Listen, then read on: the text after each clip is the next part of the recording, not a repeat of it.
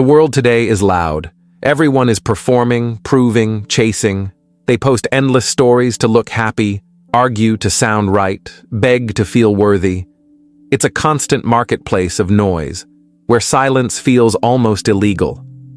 But here's the truth no one admits. The ones who say the least hold the most, because silence is not emptiness. It's pressure. It bends people. It makes them lean in. You've seen it yourself. In an argument, the person who stops talking always wins. In a meeting, the one who pauses before speaking commands the room. In love, the moment you stop chasing is the moment they start noticing. Meanwhile, the rest of us. We write novels in the Notes app that never get read. We send 3 texts in a row, only to see seen at 9:47. We pour our worth into explanations, as if the right paragraph could change a mind already closed. And let's be honest, half of us treat WhatsApp like therapy, while the other half don't even reply to hi. But here's the paradox. The quieter you become, the louder your presence grows. Silence terrifies manipulators. It disarms the arrogant. It unsettles the careless. Because when you don't react, you become the question they can't answer. So today, I'm going to show you 6 truths, 6 brutal but liberating reasons why silence is not weakness, but the ultimate superpower. Stay until the end, because one of these truths, just one, might be the reminder you've been waiting for all along. If this already speaks to you, tap like right now, not for me, but to remind yourself that silence is your strength. Number 1. Absence. Echoes louder than words. Silence is not empty. It's heavy. It's the call that rings once, then dies into nothing. It's the 3 dots typing on your screen that never turn into a message. I remember sending Elena a message late at night, waiting for her reply that never came. I stared at the screen until it went black, and in that darkness, I finally understood. Absence speaks louder than any reply. It's scrolling through your contacts and realizing that number has stayed mute for months. That's when silence becomes more haunting than any words you could have spoken. For the other side, silence feels like a crack in the ground. Sudden, unsettling, impossible to control. They replay their own actions. They wonder if you've stopped caring. They grow restless because they can no longer predict your next move. Control slips through their fingers, and that loss terrifies them. For you, silence is no longer about winning or losing. It's maturity. It's that moment you finally accept not everything requires a defense. Not every wound deserves a speech. You choose not to spend your dignity convincing those who already decided not to see it. Silence forces out truths no argument ever could. That they were careless, that they undervalued you, or maybe that they needed you more than they dared to admit. And when the noise fades, those truths stand naked in the quiet. Your absence will echo louder than your paragraphs ever could. So the question is, are you ready to let silence speak for you? Number 2. Silence clears the noise. The world is a storm of voices, friends giving advice, strangers shouting online, your own thoughts racing like traffic at rush hour. When your heart is broken or your pride is bruised, that noise feels like comfort. You call 3 friends, you scroll until dawn, you replay the same story hoping someone will finally hand you the answer. I remember a time I called Jonas 5 nights in a row, pouring out the same story like a broken record. One night he sighed and said, "Brother, maybe the answer isn't in me. It's in the quiet you keep avoiding." That silence cut deeper than any advice. That's the brutal beauty of silence. It doesn't shout, it whispers. It says things you've been running from. They didn't respect you, and you kept pretending they did. You weren't angry they left. You were angry you stayed too long. Silence isn't passive, it's a filter.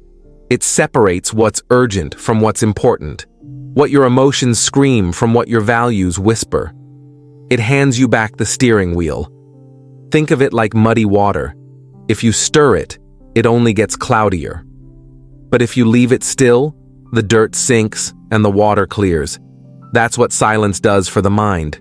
It lets the truth settle so you can finally see what's been there all along. So when the noise tempts you to react, defend, or prove, pause. Go quiet. Ask yourself, what truth is trying to reach me that I keep drowning out? Number 3. Begging for closure is self-betrayal. We all crave it. That final conversation, that clean ending, the one moment that makes the pain make sense. You tell yourself, if I could just explain one more time, if I could just get them to hear me, then I'd finally have peace. But here's the cruel reality. If they truly cared, you wouldn't need to beg for closure. And if they don't, no amount of pleading will make them give it.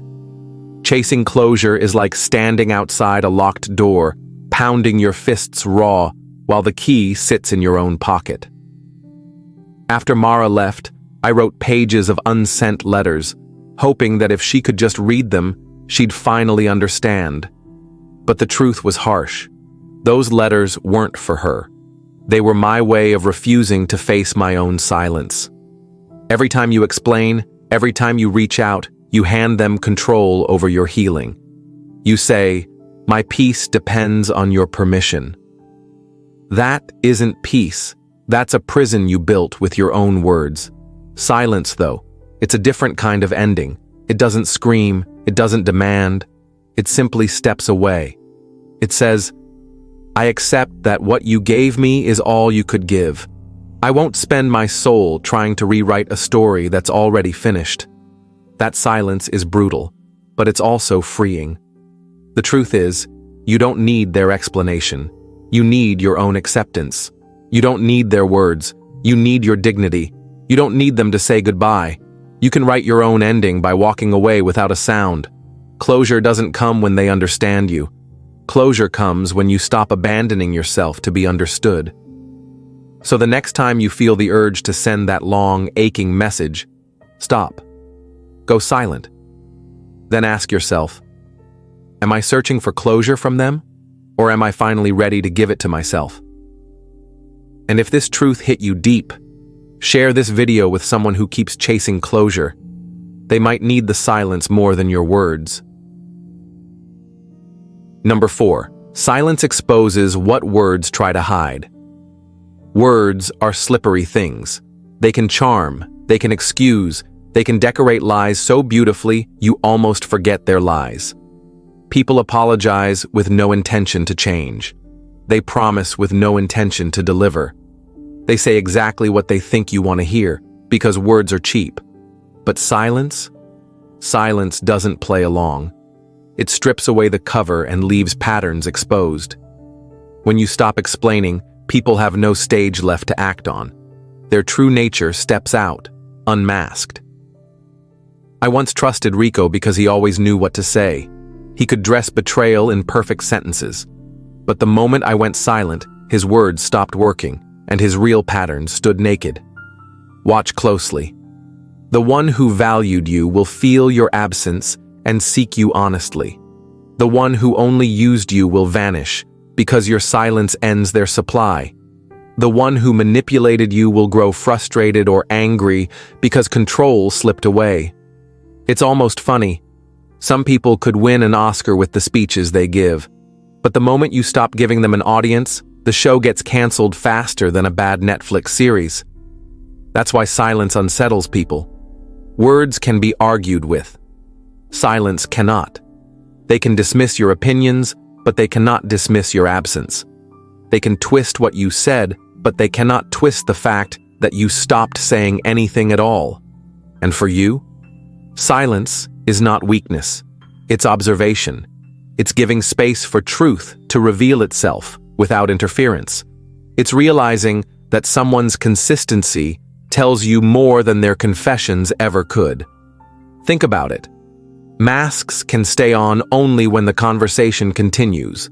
But when you withdraw your words, when you stop feeding the performance, the mask starts to slip. What's left is reality. Raw, uncomfortable, undeniable. So instead of rushing to confront or argue, try something different. Go silent. Step back. Let their actions, not their explanations, do the talking.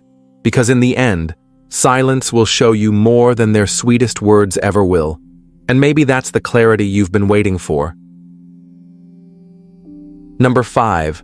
Silence is confidence. When someone misunderstands you, the reflex is instant. You want to defend, to correct, to clear your name.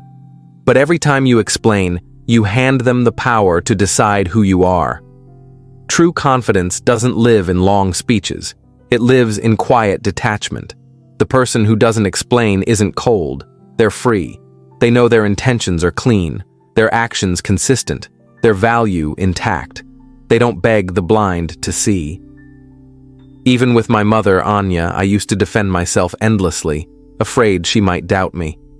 One day, she cut me short. "Son, I knew who you were long before you started defending yourself." That one sentence ended a lifetime of over-explaining. And here's the paradox. The less you justify yourself, the more respect you command. People may call you arrogant or distant, but deep down, they recognize a rare strength, the courage to stand without an audience. It's like owning a cat.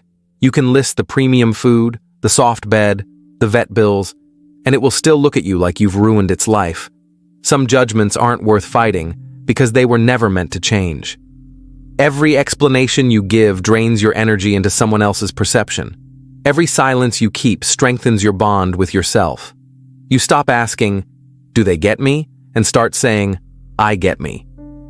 The truth is, most people don't actually want to understand you. They want to control how you're seen. And the moment you refuse to play, they grow unsettled. Not because you're wrong, but because you stopped performing for them. Confidence is this: acting without defending, leaving without justifying, protecting your peace without a single word. Those who belong in your life will understand your silence. Those who don't, they were never listening anyway.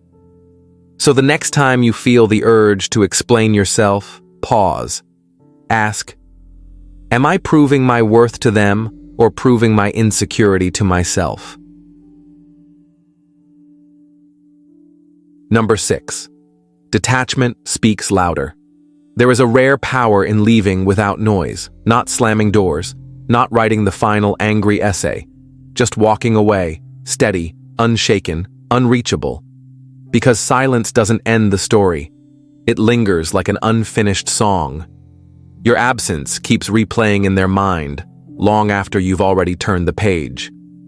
I remember when I quietly stepped away from a circle of friends. Weeks later, Jonas told me, "They kept asking why you didn't fight for them." That's when it hit me. Sometimes silence is the fight. It delivers the lesson words never can. Here's the paradox. The less you argue for your place, the more they realize what they lost. They don't miss your defenses. They miss your presence. Think about it. Why does the quiet seat at the dinner table feel louder than the one who's shouting? Why does the message you never sent weigh more than the one you did? Because the human mind can fight an argument, but it can't fight a void. It's like leaving a group chat without a word. Suddenly everyone's scrambling. Was it me? Did I miss something? Meanwhile, you're already sipping coffee, at peace, watching the sun rise. But the deeper truth? The silence isn't really for them. It's for you. It's the moment you realize not everyone deserves your explanations, your essays, your late-night paragraphs. Your silence isn't coldness. It's clarity. It's not punishment, it's protection. Silence is not just withdrawal. It's authorship. You stop letting them write the ending of your story. You choose the final line. I'm done. Not by shouting it, but by living it. Because nothing teaches dignity louder than detachment. So let your silence be the last chapter they can't edit, and the first page of the piece you'll never surrender again. You don't need to chase, beg, or explain to prove your worth. The louder the world gets, the more powerful your silence becomes. Because silence is not weakness, It's composure. It's the discipline to protect your peace when others try to provoke you. Every time you choose not to react, you choose yourself. Every time you walk away quietly, you build a wall of dignity no one can tear down. Every time you let silence speak, you discover that the respect you were searching for out there was already waiting for you in here. I laugh at myself when I think of how many late nights I spent writing long paragraphs to people who never cared enough to read past the first line. I wasn't proving my worth. I was auditioning for an audience that had already left the theater. Here's the shift. Silence is not about winning them over. It's about winning yourself back. It's about refusing to trade your calm for their chaos. About knowing that your value does not need an audience, applause, or approval. So the next time the world demands you explain yourself, remember this: you don't have to. Let your silence be your answer. Not from ego, not from spite, but from an unshakable respect for the life you're building. Because in the end, silence is not empty.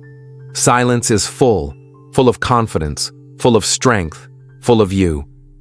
Comment below, "My silence is my power." Not just to type it, but to plant it into your own subconscious. And subscribe, so each week you get a new reminder to live from that power. And maybe that's the loudest truth of all.